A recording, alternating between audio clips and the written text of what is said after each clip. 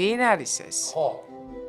მე არ გამიგი, ესე იგი არავინ არ არის. ადამიანი დილით იღვიძებს და რატომღაც არ უნდა მოშარდვა. შემჩნეულები ვართ ნორვეგიის და შვეიცარიის სიყვარულში. საქართველოს ბედისწერა ისეთი არ არის სამწუხაროდ როგორც ნორვეგიის. ჩვენთან სხვათა შორის ფანი არდანი აკეიფებს მწერალთა სახში. ჩვენ გვაქვს საქმე რაღაცა განგრძობით თეთრ ლექსთან. ეს ტექსტი სიკვდილს აადვილებს. აი ეს სიტუაციები, ეს განწყობა, ვინ ახარ მართლა ერთი გადმოხედე კოსმოსიდან ვინ ხარ? სიკვდილის, სიცოცხლის, მარტოობის, ღმერთთან დიალოგის. ვენერა ობოლაშვილიც არკეს რომ მიუტანს და აღარ დაიორთქება. იბადება ადამიანი პირველ თავში, პერსონაჟი იბადება. ამიტომ რაღაც რომ არ გიყვართ დაუკვირდით პირიქით ხომ არ არის საქმე. ნუგეშის მცემელია. აქედან გაჩნდა შიში რომ საფლავში რომ გამეღვიძოს რა ვქნა. თუკი ადამიანი არ არსებობს, მაშინ ღმერთი არ არსებობს. წიგნი იქნება იუნ ფოსეს დილა და საღამო. ჩვენ ხვდებით რომ ფოსე მან პატარა რომანში აგვიღწერა. დაბადება და აგვიღწერა სიკვდილი.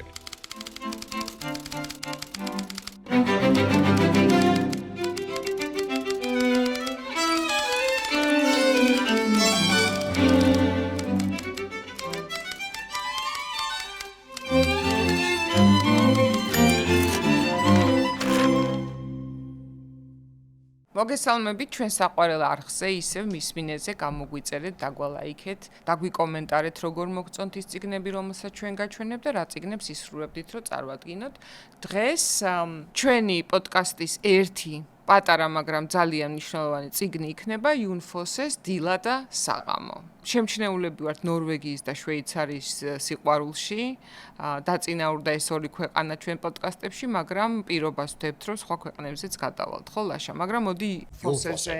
კი ბატონო, ძალიან საინტერესო მწერალია.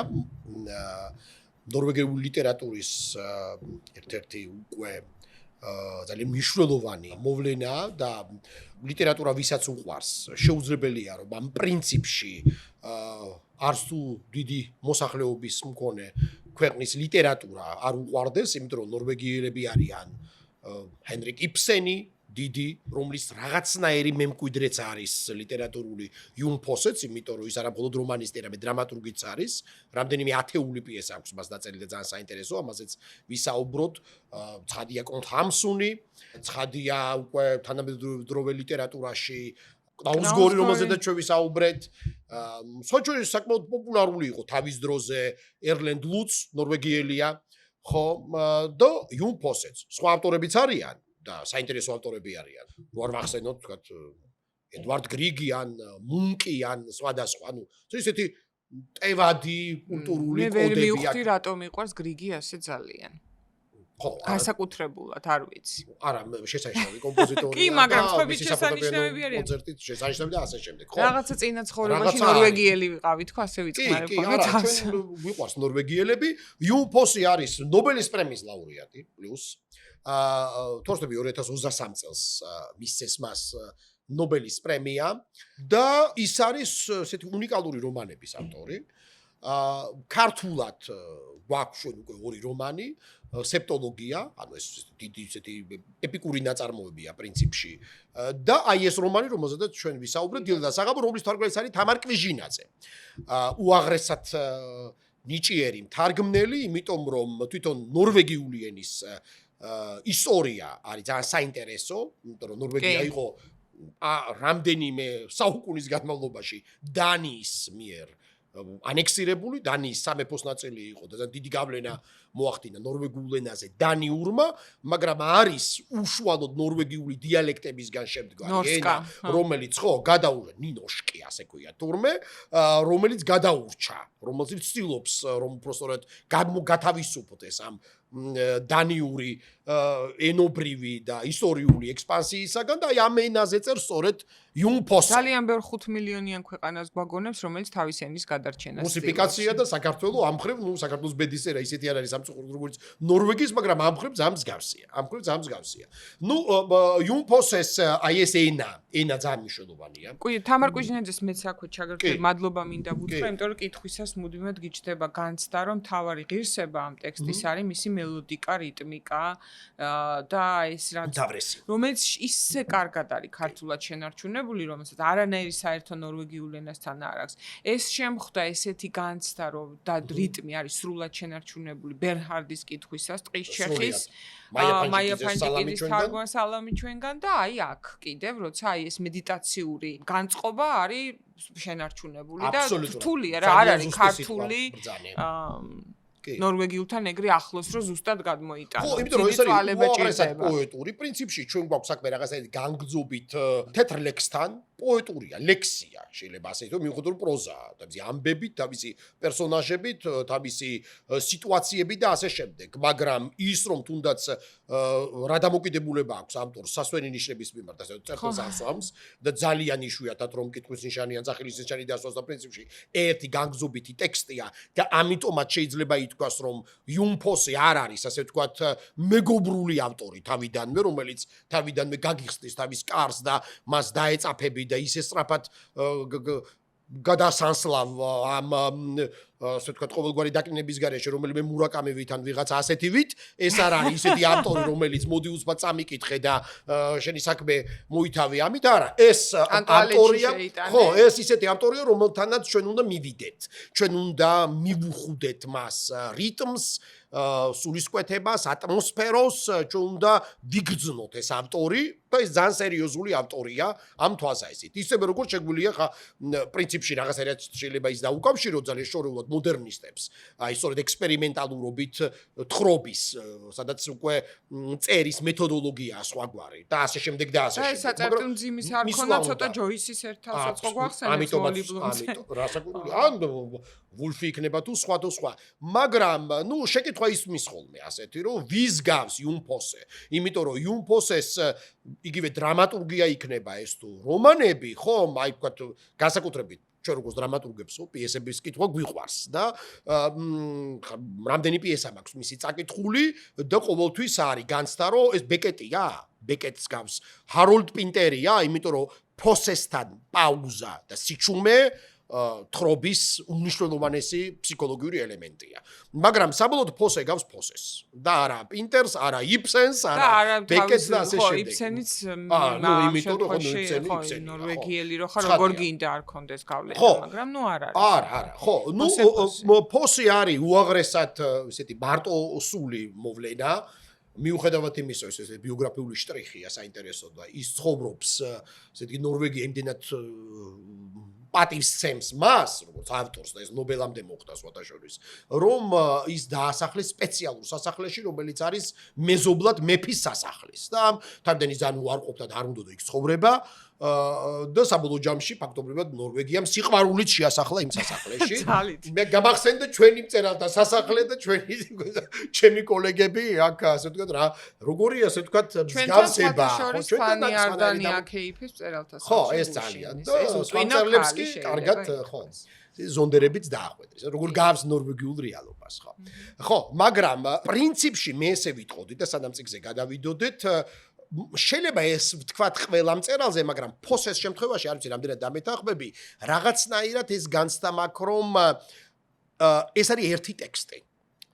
მისი მთელი შემოქმედება ეს არის ერთი ტექსტი. ეს პერსონაჟები, ეს მდგომარეობები, აი ეს სიტუაციები, ეს განწყობა, აი ეს ნისლოვანება, ეს ამინდი, ეს სიღრმე, სადაც ადამიანი წერს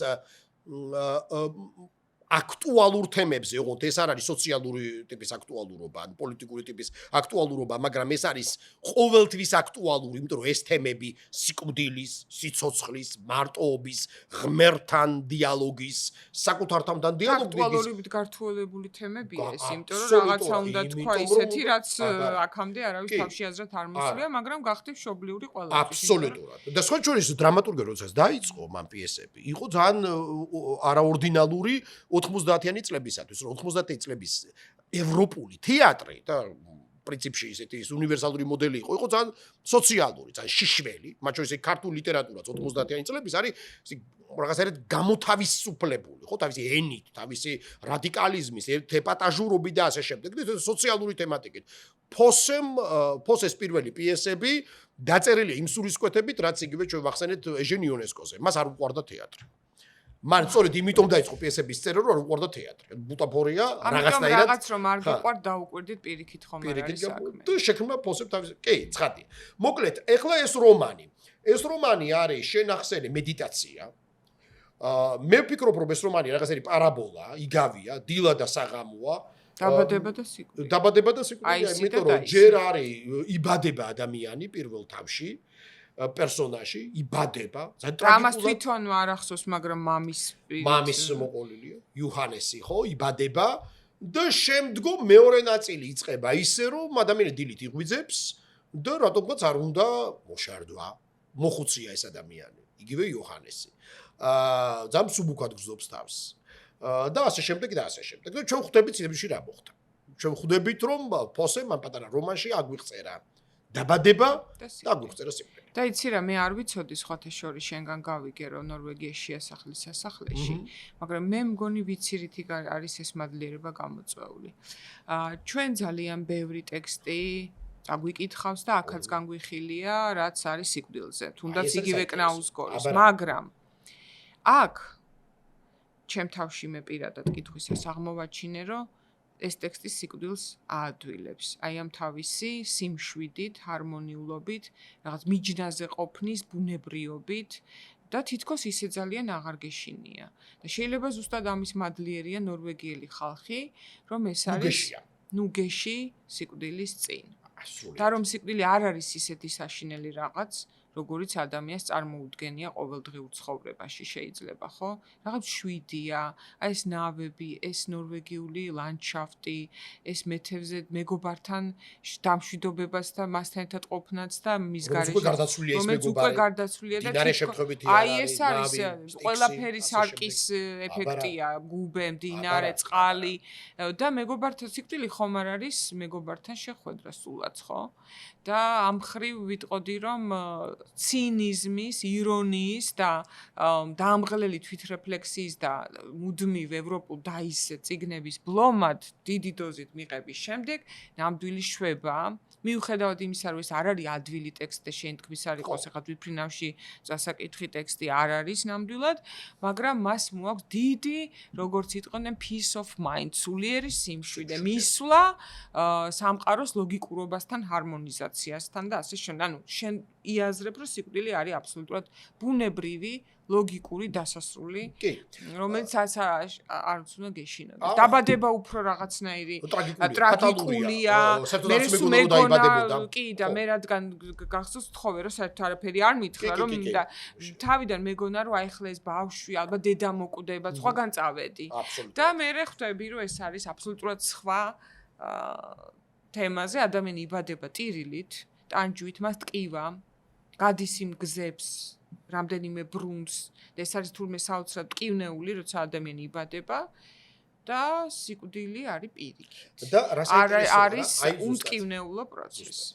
ანუ დაბადება არის ტრაგიკული, რაღაცნაირად ფატალური, რომ ან გადარჩება ადამიანი, ან არა, რომ რაღაცა იწყება და სირთულით მოდის, დიდი სირთულით. და სიკვდილი კი არის ქართული სიტყვა ძალიან ზუსტად გამოხატავს ფოსეს ამ გარდაცვალება. ანუ ცვლილება, რომელიც განძარცულია კატასტროფის შეგრძნებისგან. კატასტროფის შეგრძნება დაბადება. კი, სულ რამდენიმე სიტყვა გვაქვს ქართულში, რომელიც ცხოვრებას გვიატვილებს და გვამშვიდებს და ერთ-ერთი არის გარდაცვალება. კი, უთუოდ. მოკვდასგან განსხვავებით. ხო, არ არის დასასრული. ნუ ფოსეს რომანი ამაზეა. ეს არ არის დასასრულზე, ანუ მატერიისა და პრინციპში არაკვდომადი სუბსტანციის, აი ამ გასაყარზეა რომანი.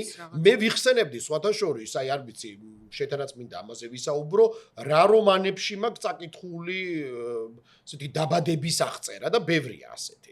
ნუ სიკვდილებიც ბევრია, მაგრამ აი სულ მახსენდება გაბრიელ გარსია მარკესის წუხილი, რომ რას დარდობთ როგორც მწერალი, რომ ვერ აღწერ საკუთარ სიკვდილს. ხო. ვერ აღწერ. ხომ, მაგრამ დაბადება შეიძლება ბევრი სიკვდილი ბევრი გვახსოვს ტოლსტოისთან, რა ვიცი, ბევრი ბალზაკთან, კნაუსგორთან და ყველა საუკუნეში წერათან დაბადება. მე რატო გამახსენდა, არ ვიცი, შეიძლება რაღაცა ეგეთ ხასიათზე, მაგრამ ჰარმსი რო წერს თავის დაბადებაზე, ეს არის ყველაზე სასაცილო ტექსტი, რომ პირველში რადგან იყო უკარო შეტენეს და ეგეთი ცხოვრებაც ქონდა. ანუ თუნუქის დოლი გახსოვს ოსკარ მაცერატი როგორ იბადება სკანდალით გამოსვლა რო არ უნდა როგორც ხარმს როგორც მაცერატის თქვა გიუნტერ გრასისეული პერსონაჟი ეს არის აბსოლუტური შოკი რომ ეს რა სამყაროში მოვდივარ და ამიტომაც შემდეგ მიიღებს გადაწყვეტილებას რომ არ გაიზარდოს ფოსეს აი ეს რომანი არის უნიკალური რომ დაბადება და სიკვდილს შორის ამბავს პრინციპში არ გვიყვება მოგვიყვა როგორ გაჩნდა ადამიანი და როგორ წავიდა ადამიანი მაგრამ აი ეს წასვლის კი არა გარდასვლის სწორედ ეს ისტორია ამ ისტორიაში კრთება წარსული და მისი ბიოგრაფიაც ძალიან მინიშნებით როგორც შეიძლება რომ ადამიანი რაღაც გარკვეული პერსპექტივიდან დააკვირდეს საკუთარ განვლილ ცხოვრებას და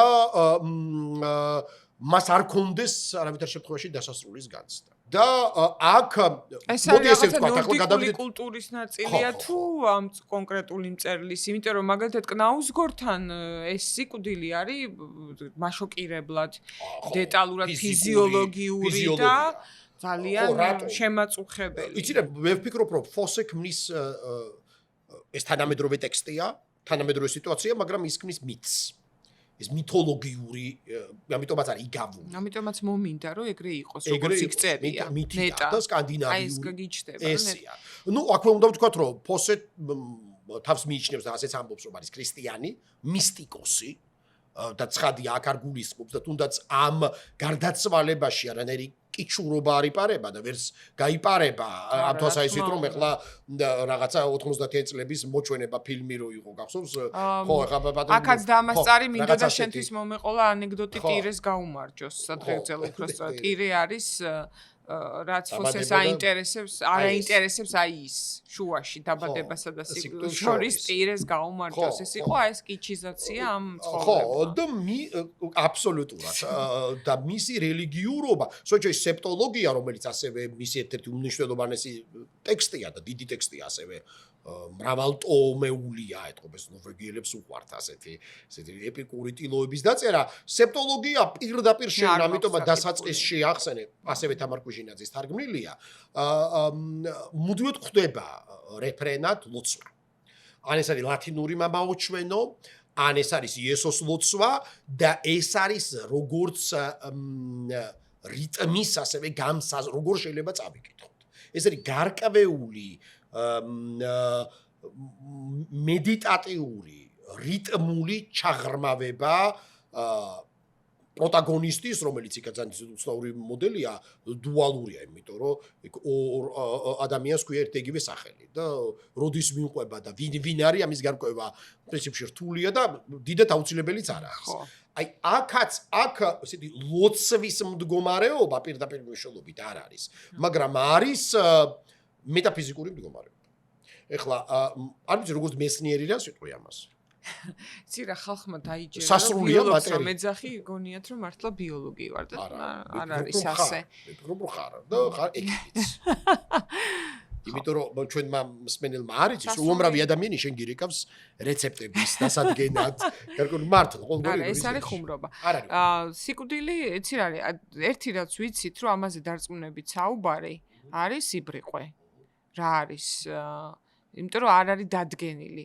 მაგრამ მეცნიერება ამბობს რომ რაც დადგენილი არ არის, იმიტომ არის რომ ჯერ არ ვიცით, მერე გავიგებთ ოდესმე. ან პროცესში ვართ და კრეაციონისტები ამბობენ რომ დადგენილია და არის და ეს რაღაც თავისი ვერსია აქვს. ეს არის უბრალოდ. მეცნიერება ამბობს რომ სიკვდილი არის ფიზიოლოგიური პროცესი, აღწერილი, გაგებული, როდის დგება და ძალიან საინტერესოა ამაზე დავა და ამაზე იმედია ოდესმე მე შევძლებ რომ დავწერო ოღონდ რა თქმა უნდა ირონიით სხვანაირად არ გამომივა ძალიან დიდი ხანი არ იყო განსაზღვრული ზუსტად რომელი პერიოდი ითვლება სიკვდილად რა ნაწილი გული რო ჩერდება სუნთქვას რო აჩერებს თუ ვენერა ობოლაშვილი სარკეს რო რომ მიუტანს და აღარ დაიორთქლება, იმიტომ რომ აი აქედან გაჩნდა შიში, რომ საფლავში რო გამეღვიძოს, რა ვქნა, იმიტომ რომ რადგან ამის შიში არსებობს, ესე იგი ასეთი შემთხვევები ყოფილა ადრე, ხო? აბა სხვანაირად ამის არ შეეშინდებოდა ადამიანებს. ამიტომ დღეს ითვლება, რომ თუ ადამიანი მაგალითად საავადმყოფოში ხვდება ტვინის ღერო, ანუ ტვინი ბოდიში აქ გამახსენდა სწორედ ტოლსტოის მიერ აღწერილი ნიკოლაის სიკვდილი, როდესაც ვერ დაიჯერა მისი სიკვდილი, იმიტომ რომ ამის რწმუნებულობა არ არის. როდის მოხდა ეს და ეს ძალიან გასაგები და ძალიან დამაჯერებელია. კი, და თანამედროვე მედიცინა მივიდა შეთანხმებაზე, როდის ითვლება ადამიანი გარდაცვლილად. რამდენიმე კრიტერიუმს ერთდროულად უნდა აკმაყოფილებდეს. თუ მხოლოდ ერთ კრიტერიუმს აკმაყოფილებს, ეს ადამიანი ითვლება ცოცხლად. და კიდევ არის ასეთი მაშინ ედგარ პოს სინდრომი. არ გავიღვიძო გარდაცვალების ხო, ამას ვამ, არ გავიღვიძო გარდაცვალების მერე, კი, და სხვათა შორის ეგ მოთხრობა რომ წავიკითხე დიდხანს ვინანერო რატო. და მედიცინისთვის სიკვდილად ითვლება, როცა ეს ყველა პარამეტრი დაკმაყოფილდება, მაგრამ ზოგადად კიდევ მოვისმინე, მაგრამ მე ვერ შევასრულე ეს მამა ჩემის გარდაცვალების დროს. ჯობია რომ ის პირველი 5 წუთი, როცა ადამიანი კვდება, იქ ყოფმა ადამიანებმა არ დაიწყონ ტირილი, იმიტომ რომ აქაც მივიდივართ ფოსესთან, ვაცადოთ აი იმ სიმშვიდეში თავის მეგობართან გადასვლა და მიჯნაზე ნავთან, სიმშვიდესთან, ახალ იპოსტასთან მისვლა ისტერიკების გარეშე. ამიტომ დასავლურ კულტურაში ეს გაცილების რიტუალი, გაცილებით ცივილიზებული, ასე ვთქვათ, ვიდრე ვთქვათ ჩვენ მართლა ჯერ უკვე ადამიანი ბოლომდე მკვდარიც არის, რომ შეიძლება ისეთ ცივილკივი რომ გაცოცხლდეს. მართლა ეს შეიძლება ჩვენი მეთოდია რომ მოვაბრუნოთ ამ ქვეყანას, მაგრამ ეს არის, ხო, აი ბოლომდე როდის არის, დაბადებული როდის არის ვიცით, როცა იტირებს. და საინტერესოა რომ მიცვალებულებს ხშირად ღიმილი აქვთ ხოლმე ბოლო რეაქცია წასვლაზე და ეს არის ზუსტად სამყაროს ერთ-ერთი ყველაზე საინტერესო პარადოქსი. იცი რა ფიზიკოსებს უსმენდი იმ დღეს ძალიან მაინტერესებს უკვე ფიზიკა როგორ ხსნის და ძალიან ბევრი რამე არის დადგენილი და რაც უფრო შორს იხედები, მით უფრო წარსულს ხედავ. ამიტომ ჩვენ შეგვიძლია რაღაც დროს დავინახოთ დედამიწა როგორ შესაბამისი ინსტრუმენტი. ანუ მე ეხლა მაგალითად ესე ხსნია რომ მე შენ ხედავ ნანო წამით უფრო ადრე ვიდრე სინამდვილეში ხარ. ანუ რაღაცას ვაგვიანებ და რაც უფრო დამშორდები, უფრო შორს წახვალ, ხო? და უფრო მეც დავინახავ შენს ახალგაზრდობაზე დაუშვათ. აი ეს არის დროის მანქანის იდეა. და აი ამ შემთხვევაში ეს ხალხი, ვინც ამაზე მუშაობს, იკვლევს, მაინც საბოლოოდ რატო არიან ფიზიკოსები მორწმუნეები.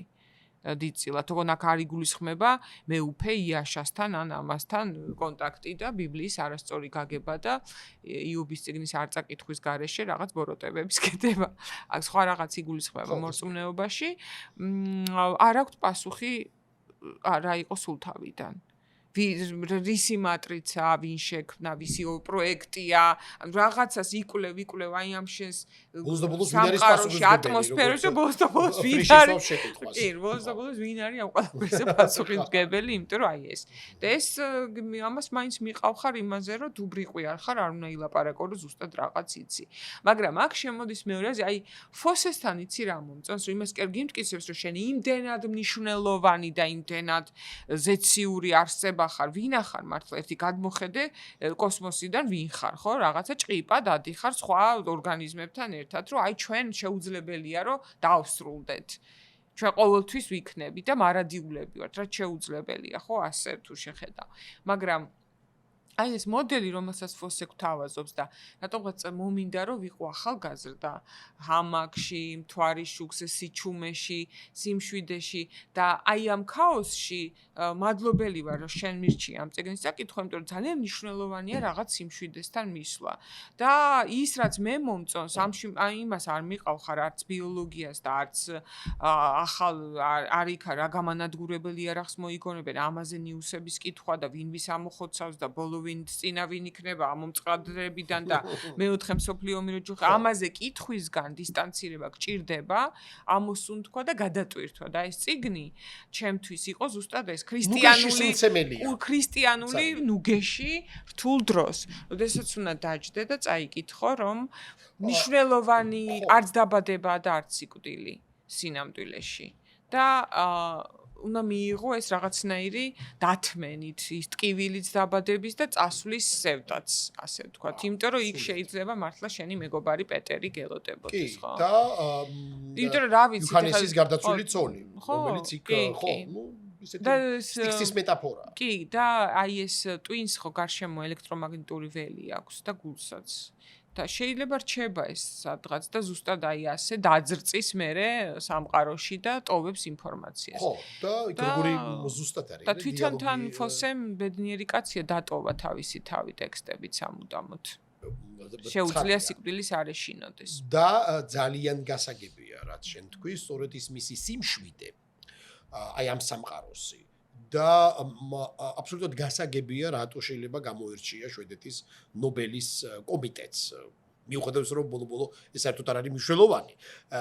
მაგრამ აი ძალიან ბევრ ჩვენ საყვარელ მწერალს არ აქვს ნობელი, მაგრამ ნამდვილად მათ შორის მაგრამ მე მიყვარს აქრო წერენ ხოლმე, ვინ არის ეს? ხო, ძალიან მე არ გამიგი, ესე იგი არავინ არ არის.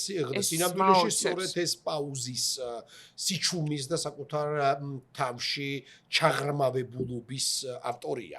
იცი ნობელს თუ გადახედავ, ყოველთვის ძალიან ზუსტად არჩევს რას ითხოვს ადამიანის სული იმ დროს. აბსოლუტურად, ხო, თერაპიულია, ხო, იმიტომ რომ შენ ძალიან სწორად აღნიშნე, აი ეს მისი რელიგიურობა, რომელიც აბსოლუტურად არ არის არანაირად წინა პლანზე, პირიქით, რაღაცა ისევ და ისე გვიყვება პატარა იგავს დაბადებისა და გარდაცვალების შესახებ, ხო, მაგრამ ის რა ტრადიციაც არსებობს, ხო, როდესაც მეტყვით ეს ჩვენთან, სადაც ნუგეში, ანუ რელიგიისგან არა ნუგეში, არამედ მუდმივად სასჯელის დაწესების გვემა, პათოსია და დამსჯელია და პოლიტიკური დამსჯელია, რაზეც ჯერ კიდე ისეთი სპეციფიკური პერსპექტივიდან დოსტოევსკის სუხტა, გლოვაშიც მათ შორის. აი ეს ადამიანი ელაპარაკება თავის თავში მარადიულობას. და ადამიანს არ უნდა დაავიწყდეს, რომ რაღაცა მასში არის უკუდავი, ისევ და ისევ ტოლსტოი მახსენდება, გახსოვს ბავშვობაში წერს, რომ არ მჯეროდა რომ მე მოუკვდებოდიო. ეს ვიღაცა სხვა სემართება. ხო, რომ სხვა სემართება.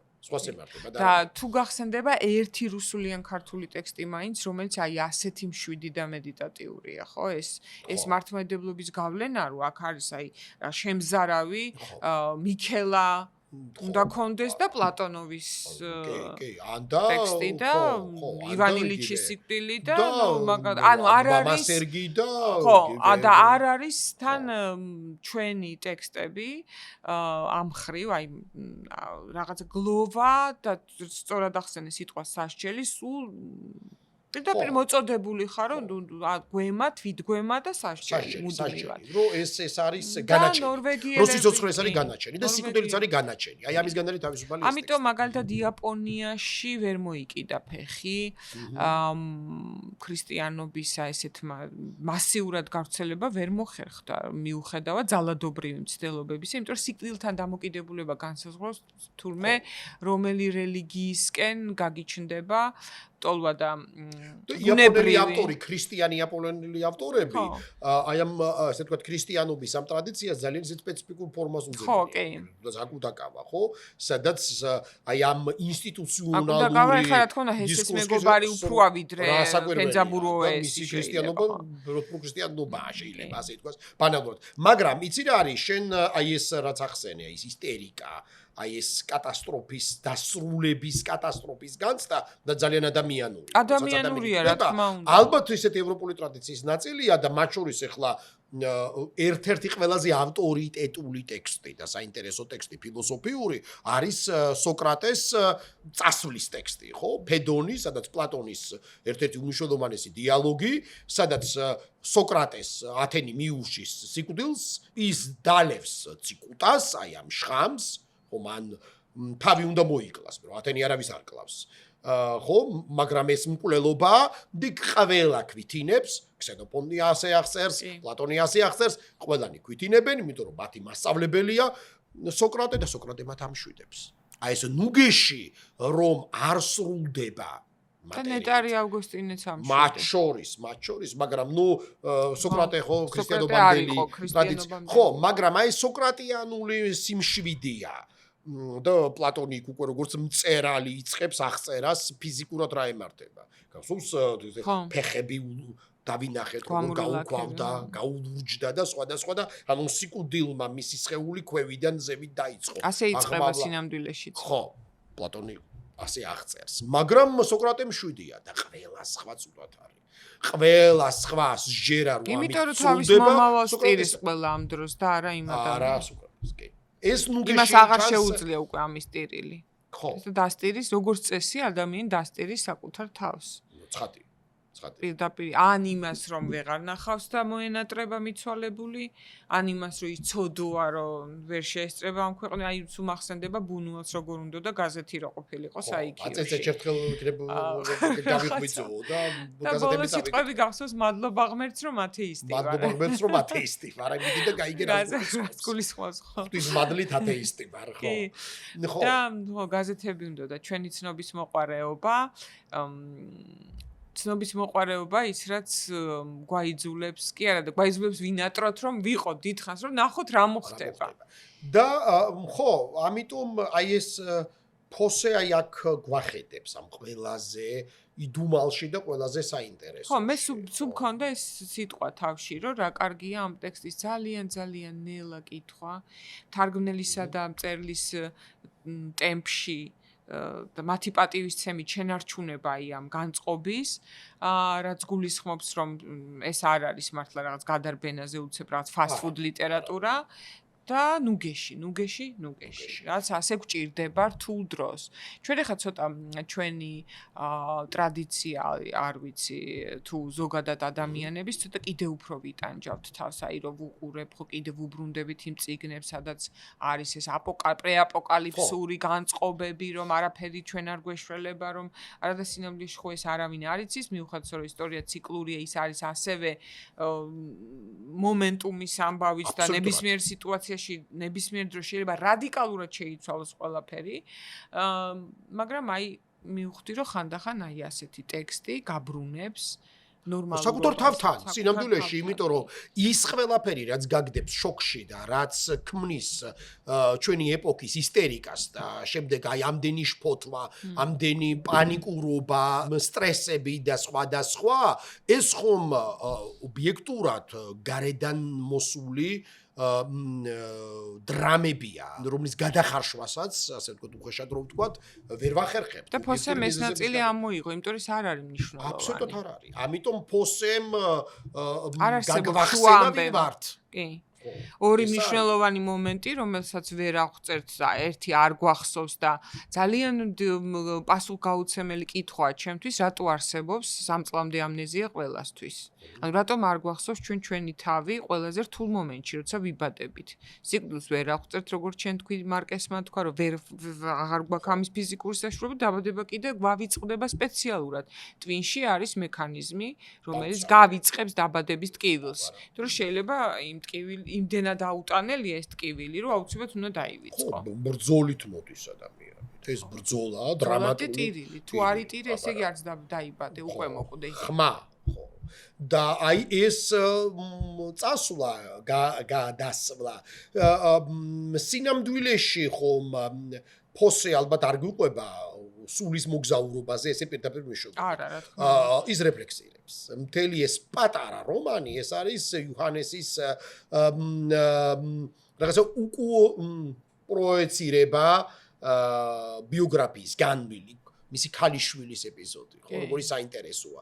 იქვეა და არ არის. როგორ აკვირდება ქალიშვილის, როგორ ერიდება მისი ჩვევები, მისი თვისებები, ეს საფერფლე. აი ეს სურათი და აი ეს ყველა ეს ელემენტი, იმიტომ რომ ფოსე ბუნებრივი გველაპარაკება ნიშნები და ლიტერატურა ყოველთვის არის ნიშანი.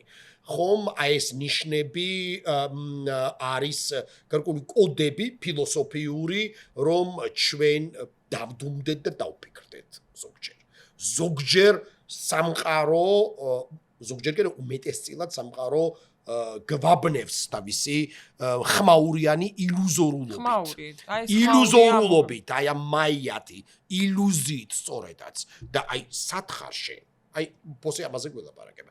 ამ ხრივ შეიძლება ითქვას, რომ ძალიან უცნაური ავტორია, შემთხვევითი არ არის, რომ ის საუბრობს თავის მისტიკურობაზე, მაგრამ მისი მისტიციზმი საქმეც ისაა, რომ არანაირად არ არის მეტაფიზიკური. ეს არ არის ემანუელ სვედენბორგი, რომელიც ხილვებზე გვესაუბრება, ან სხვადასხვა. არა, ის გვესაუბრება სიამთვეში ადამიანზე.